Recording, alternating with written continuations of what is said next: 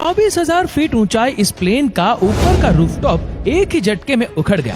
फिर उसमें बैठे पैसेंजर की जान पायलट ने कैसे बचाई और इस हादसे में कितने की मौतें हुई, जानने के लिए वीडियो को अंत तक जरूर देखें। 28 अप्रैल 1988 को फ्लाइट 243 ने 1:25 पर हेलो इंटरनेशनल एयरपोर्ट से टेक ऑफ किया। ये एरोप्लेन बोइंग 737 था, जो तकरीबन 19 साल पुराना था, जिसे 1969 में बिल्ड करके एयरलाइंस को डिलीवर किया गया था।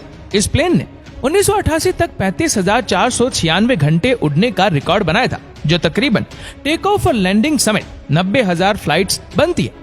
हादसे से 3 दिन पहले यानी 25 अप्रैल की होनोलुलु एयरपोर्ट पर फ्लाइट के फर्स्ट ऑफिसर प्लेन का जरूरी प्री फ्लाइट इंस्पेक्शन कर रहे थे और तमाम जरूरी इंस्पेक्शन करने के बाद प्लेन ने ठीक 11 बजे होनोलुलु से टेक ऑफ किया।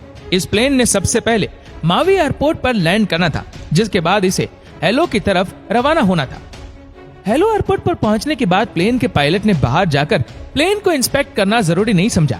दरअसल प्लेन्स का हर बार एक फ्लाइट पूरी करने के बाद रूटीन चेकअप किया जाता है, ताकि प्लेन में कोई डैमेज या कोई टेक्निकल इश्यू ना हो जाए। लेकिन प्लेन के पायलट ने इस रूटीन चेकअप को स्किप करना ही ठीक समझा। प्लेन में 90 पैसेंजर्स और 5 क्रू मेंबर्स थे, जिनमें 2 पायलट्स भी शामिल थे। प्लेन में कैप्टन और को पायलट को प्लेन उड़ाने का पूरा एक्सपीरियंस था। प्लेन को टेक ऑफ किए 23 मिनट गुजर चुके थे और प्लेन उस वक्त 24,000 फीट की ऊंचाई पर उड़ रहा था। लेकिन 1:48 पर प्लेन में वो हुआ जिसके बारे में किसी ने सोचा तक नहीं था। प्लेन में मौजूद पैसेंजर्स ने एक अजीब किस्म की आवाज को नोटिस किया, जैसे किसी हॉल से बहुत तेजी से हवा अंदर आ रही हो।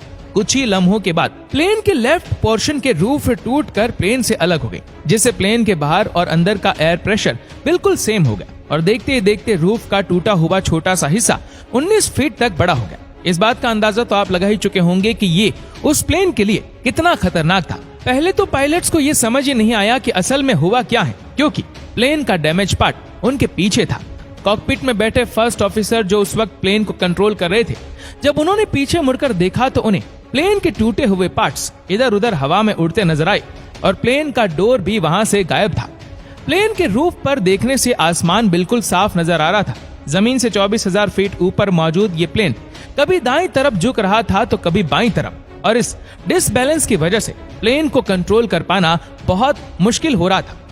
पायलट ने प्लेन में मौजूद सभी पैसेंजर्स को ऑक्सीजन मास्क पहन लेने की इंस्ट्रक्शन दी और प्लेन को कंट्रोल करने की पूरी कोशिश की और प्लेन में मौजूद स्पीड ब्रेकर को इस्तेमाल किया, जिससे प्लेन को कंट्रोल करने में आसानी हो।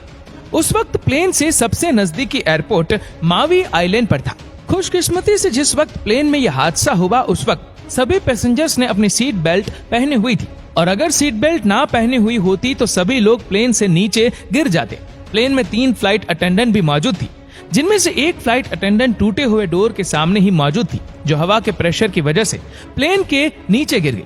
दूसरी तरफ प्लेन के पायलट एयर ट्रैफिक कंट्रोल से मुसलसल कांटेक्ट करने की कोशिश कर रहे थे और प्लेन में हवा के प्रेशर की वजह से इतना शोर था, जिसकी वजह से पायलट्स एक दूसरे की आवाज तक नहीं सुन पा रहे थे और इशारों के जरिए एक दूसरे के साथ कांटेक्ट कर रहे थे। पायलट्स को ये तक नहीं मालूम हो पा रहा था कि उनके रेडियो सिग्नल्स काम कर रहे हैं या नहीं, और उनके emergency messages air traffic control तक डिलीवर हो भी रहे थे या नहीं। जब एयर ट्रैफिक कंट्रोल तक ये मैसेज पहुंचा तब ये प्लेन जमीन से सिर्फ 14,000 फीट ऊपर था। सिग्नल्स मिलते ही मावी एयरपोर्ट से स्टाफ ने इमरजेंसी लैंडिंग की तैयारियां शुरू कर दी, लेकिन कंट्रोल टावर को इस बात की कोई इन्फॉर्मेशन नहीं थी कि बोइंग 737 में मौजूद लोगों को मेडिकल हेल्प की भी जरूरत पड़ने वाली थी। देखते ही देखते प्लेन जमीन से 10,000 फीट ऊपर तक पहुंच चुका था। प्लेन के कैप्टन ने अपना ऑक्सीजन मास्क उतारा और स्पीड ब्रेक को बंद किया। प्लेन तेजी से एयरपोर्ट की तरफ बढ़ रहा था। कैप्टन के इशारे के बाद फर्स्ट ऑफिसर ने लैंडिंग गियर को नीचे किया, लेकिन लैंडिंग गियर का इंडिकेटर भी ऑन नहीं हो रहा था, जिसकी 2 ही वजह हो सकती थी। या तो वो इंडिकेटर खराब हो चुका था या फिर लैंडिंग गियर में कोई बड़ी प्रॉब्लम हो चुकी थी। इस मसले का हल अभी निकला नहीं था कि दूसरे मसले ने अपना रंग दिखाना शुरू कर दिया। रनवे के करीब आते ही प्लेन का लेफ्ट इंजन काम करना बंद कर गया। कैप्टन ने प्लेन के इंजन को ऑन करने की बहुत कोशिश की, लेकिन इंजन बिल्कुल खराब हो चुका था। इतनी प्रॉब्लम्स को फेस करने के बाद 1:58 पर प्लेन ने एयरपोर्ट के रनवे को टच किया। इतनी मुश्किलों के बाद भी प्लेन को इस तरह लैंड करवा पाना बहुत खतरनाक था। प्लेन को रोकने के लिए उसके दूसरे इंजन के थ्रस्ट का सहारा लिया गया। प्लेन के रुकते ही वहां मौजूद रेस्क्यू टीम ने फौरन प्लेन में मौजूद पैसेंजर्स को निकालना शुरू किया खुशकिस्मती से प्लेन में मौजूद तमाम पैसेंजर्स जिंदा बच गए थे, जिनमें से 65 लोग जख्मी हुए थे, जिनमें 8 लोग बहुत ज्यादा इंजर्ड हुए थे, जिनको अर्जेंट हॉस्पिटल में एडमिट करवा दिया गया